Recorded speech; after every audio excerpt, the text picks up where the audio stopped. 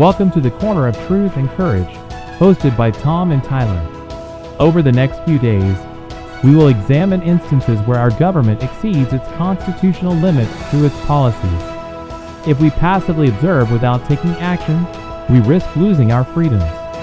The first area under attack is our freedom of speech. We see individuals facing job loss and other forms of harassment merely for expressing their opinions, particularly deeply rooted religious beliefs.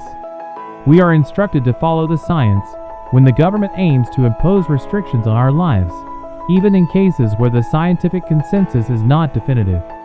However, when the government tries to enforce ideas contradicting well-established scientific principles, science is totally disregarded. It is now crucial for us to step up and make our voices heard.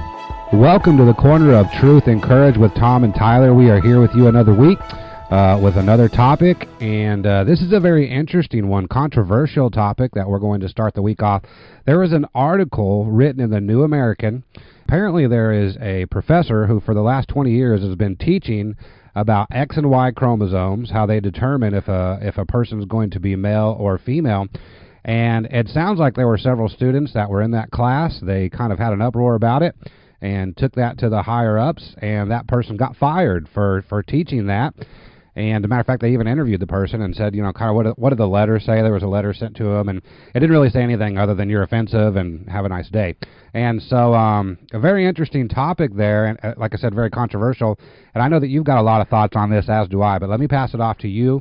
Brother Wallace, what do you have to say about this incident here? Well, isn't it interesting that the left, the liberal, loony left, is always telling us, follow the science. Follow the science. Yeah. That's what they, the drum they beat on during COVID, right? Yeah.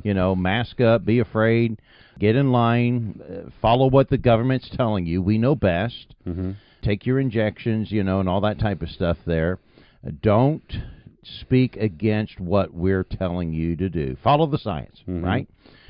And now they don't want us to follow the science. Yeah. Isn't that interesting? When it comes to transgenderism, the science doesn't fit because of the way that the loony left is. They're following the rules of Saul Alinsky. We'll talk about him, the rules for radicals. And we live in a day where the ridiculing of truth, the ridiculing of those who speak out against truth, to polarize them as evil. You're getting fired now in America for teaching fact. This has nothing to do with religion. This is science. He's in a science class. He's a professor. He's been teaching this for 2 decades. And the college dismisses him because he's not following the new political agenda of today. Isaiah chapter 5, verse 20 warned us of things like this. Woe to them that call evil good and good evil, that put darkness for light and light for darkness, that put bitter for sweet and sweet for bitter. I mean, bitter and sweet, this is not, you can't say, well, that's a subjective thing. No, it's either bitter or it's sweet. Either something's right or it's wrong. Either it's light or it's dark. You can't, logically, these things cannot be done. But yet we live in a day where we're trying to call wrong good and light dark and dark light and stuff. We're just simply saying, well, because I say it so, makes it so. They want to make their own truth. Yeah. Yeah, I think one thing that sticks out to me about it, too, is, so obviously this professor's been doing it for 20 years. My guess is that there's been someone in their class before that maybe didn't agree with that to some degree. Maybe had a transgender type thing going on. But I think what makes it stick out to me most is the only time there was an issue is when someone squawked, right? So once somebody complains, then there's action taken, and without really having the knowledge of it at all. Does that make sense? I mean, transgenderism didn't just start. This has been going on for quite some time. But because of the uproar that these, I think it was 4 or 5 students made, a person lost their job almost instantly about it, which is something that they've been teaching for 20 years. And it's an interesting point. I never even thought of it until you just said it. This is the first thing I can think of where they say, yeah, science, science, science, and even science doesn't make sense with what you're trying to say. So really what you're proving is it's not science, but you are the one, like you said, who's determining what's right or wrong. Anyone who says anything against that can lose their job. I think someday, eventually, their life is what we're going to end up coming to, and it's just interesting the way that's come done there. Tyler, where this is leading, it's very similar to like a Hitler type of life. Mm-hmm. You know, under Nazism, if you don't bend to what the mainstream government is saying, this is how it is, mm-hmm. even though it's not the way it is. But because they say it, this is how it's going to be. Okay, during Hitler's day, we're going to call every Jew evil and wicked and vile and not human. Mm-hmm. And they started rounding them up and eventually killing them systematically and stuff. And the rest of the Germans, I mean, when Hitler got elected, he only got elected with 17% of the vote. Mm-hmm. This is one of the problems when you have a multiplicity of different smaller parties and stuff there. So you're not really looking for a large majority there. But he got in with a small part. But then after he got in and had power, now had reins of power, he began seizing more power. And anyone who spoke out against it, they knew this isn't right. Mm-hmm. When they spoke out against it, before long, then they began to disappear and stuff, and more fear breeds and stuff. This is the issue. We're moving into those kinds of days when false things are being treated. This is right. This is the way it is. Yeah. And if we don't speak out against it now, while we have an opportunity, while we still have the the First Amendment here in our country, and the Second Amendment to protect us to carry out our First Amendment,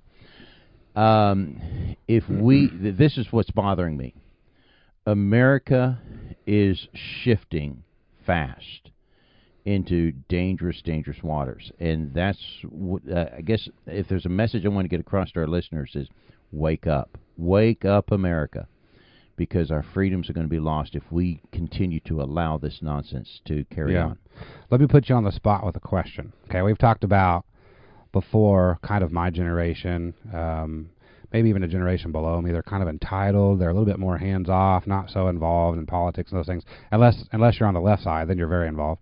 But I'm going to ask you a simple question, but this question comes to my mind. So we keep talking about, well, we need to make a stand. We need to do this. We need to do that. Number one, what is it that we're supposed to do? And number two, what is it going to change? That's what people my generation are asking. Right? That's the way. What is it that it's actually going to change? Is it going to make these people go away? Is it just going to slow down the process? I mean, if we as Christians take the stand that we should, and I'm not against that, I think we should do that. But my question to you is, what is it going to do? Well, we're not going to alter everything back the way it should be, like we've got a magic wand, and we're going to just wave it, and America is going to return back to apple pie and picket fences and mom's,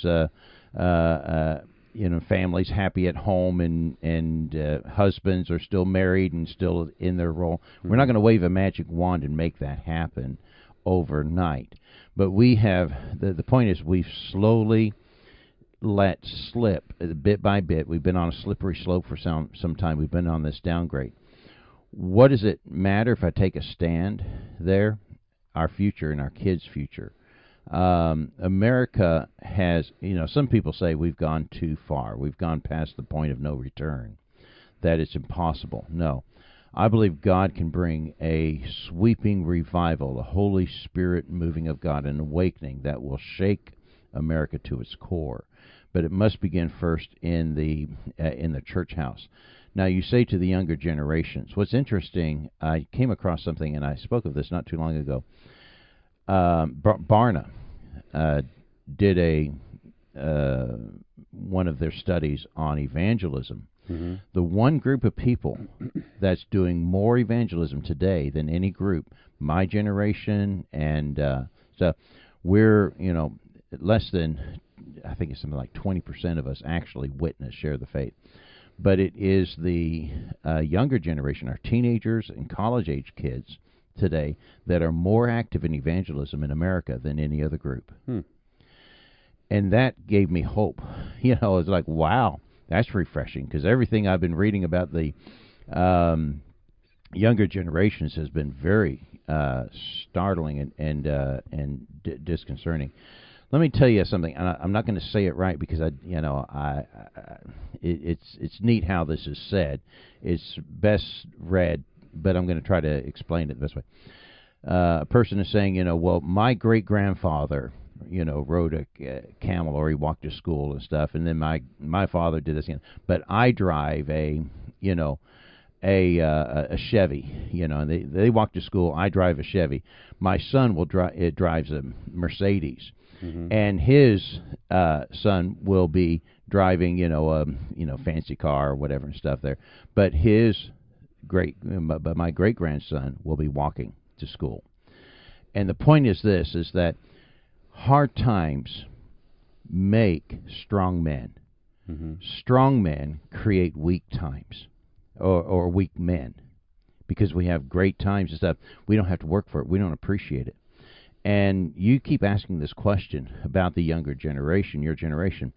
What does it matter? What do we do? What's involved in it? Well, I think what's going to happen is when they get hungry, when they, things don't work, they go to the store and there's no food in the shelves, and their internet's not working, their phone's not working, everything that they've taken for granted. I mean, you probably grew up in a generation where you've always had cell phones. Mm-hmm. Mostly, yeah. Maybe, okay. You're not that young, but the point is that there's a great host of people who have had so many conveniences and so many things there, and truth. Who cares about that? Who cares about politics? Who cares about any of these things? And they're going to wake up one day and not have those things, and then they're not going to know what to do. Mm-hmm. I mean, there's going to be generations, they won't know how to grow food. They won't know how to do the basic things in life. They don't know how to live without a cell phone, much less live without electricity. Mm-hmm. And there'll be some great hardships. If that day comes, there'll be some huge. There'll be many people will die in the streets because they'll be fighting and anarchy. We think there's trouble now, mm-hmm. And we better wake up now. I'm not trying to paint a picture of all gloom and doom. But if things continue in the direction where it's going, mm-hmm. Tyler, I fear we're heading that way. And that's why here at Fortress of Faith, we've been trying to wake people up and warn people to the truth and to alert them to what is right. And I want to take a moment to say this to our listeners. There is hope. When we see situations like this happen in our colleges, we need to fight against the evil. We need to speak out against it. We shouldn't be silent. That's the big point that I want us to make. Edmund Burke, who said so eloquently, and so the truth just rings so loud and needful for today, all that's necessary for the triumph of evil is for good men to do nothing. And this is what I'm hoping that we will create here at Fortress of Faith, is an army of people who are concerned, who are saying, I'm not going to be silent. When that time comes to speak up, I'm going to speak up. And I'm going to stand with my pastor. I'm going to stand with my congregation against evil and wickedness when it shows up in my community. And if it's already here, then I'm going to make a stand now. If I've been silent, I'm going to stop being silent. And I'm going to do what's right. Speak the truth with love and stand for righteousness. Well, the clock tells us that we're going to have to stop here. We'll be back again tomorrow at the corner of truth and courage.